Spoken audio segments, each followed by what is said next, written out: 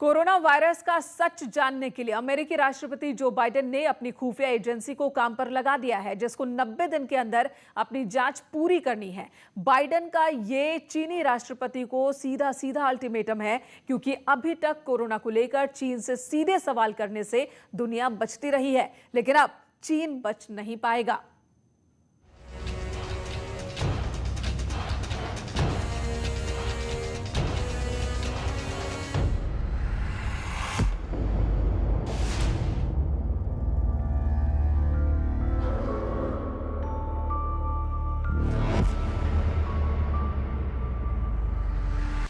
Corona की महामारी ने पूरी दुनिया को अपनी चपेट में ले लिया है। बीते 1.5 साल में इस महामारी के खूनी पंजे ने लाखों लोगों की जिंदगियां या तो छीन ली या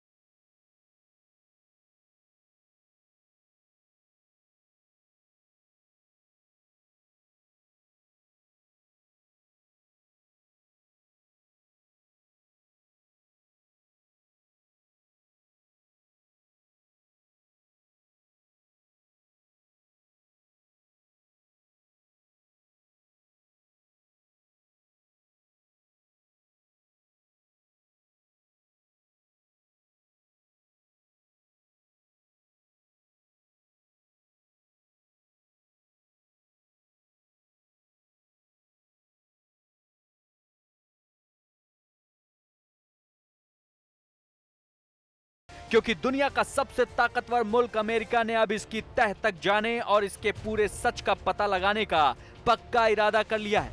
अमेरिकी राष्ट्रपति जो बाइडेन ने बुधवार को अमेरिकी खुफिया एजेंसियों को साफ निर्देश दिए कि ये पता लगाया जाए कि आखिर कोरोना वायरस की असली जड़ कहां है।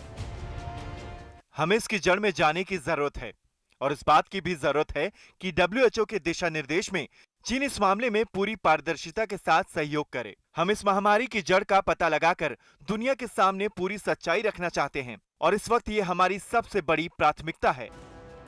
करीब 18 महीने पहले चीन ने इस कोविड-19 नाम के कोरोना वायरस के पहले मामले की सूचना दुनिया को दी थी। ये घातक वायरस दुनिया भर में जंगल की आग की तरह फैल चुका है और अब तक ये वायरस 35 लाख से ज्यादा लोगों की जान ले चुका है। पूरी दुनिया के करीब 180 से ज्यादा देश की 20 करोड़ से ज्यादा की आबादी इस वायरस की चपेट में किसी न किसी शक्ल में आ चुकी है। लेकिन अभी भी कोरोना वायरस से जुड़ा एक बुनियादी सवाल सबके जहन में है।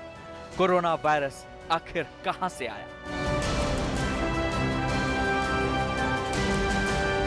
लिहाजा अमेरिकी राष्ट्रपति जो बाइडेन ने अपनी खुफिया एजेंसियों को वायरस का सच पता लगाने के लिए अपनी कोशिशों को और तेज करने को कहा है। जो बाइडेन ने अपनी सुरक्षा एजेंसियों को 90 दिन के अंदर अंदर इस बात को पता लगाने का काम दिया कि वुहान के अंदर से ये कोरोना वायरस असली में फैला कहां से। परंतु इसके रिएक्शन तुरंत आए। जहां एक और WHO ने दोबारा से चीन के अंदर जाकर और इसकी इन्वेस्टिगेशन करने की बात कही, वहीं पे अमेरिका के अंदर बैठे चीन के उच्चायुक्त ने जो बाइडेन को एक तरीके से धमकाया और कहा कि ये राजनीतिक तरीके से काम नहीं होना चाहिए, इसमें पारदर्शिता होनी चाहिए और पूरे तथ्यों के ऊपर बेस करके ही कोई भी बात जो करता है अमेरिका उसको करनी चाहिए। असल में जो बाइडेन का मानना है कि मौजूदा सूरत हाल में किसी भी नतीजे पर पहुंचने के लिए पुख्ता और पक्के सबूतों की कमी है। 2 थ्योरी एक साथ दुनिया के सामने आई। पहली थ्योरी, यह वायरस किसी जानवर से इंसानों में फैला। दूसरी थ्योरी, यह किसी प्रयोगशाला में हुए हादसे से फैला।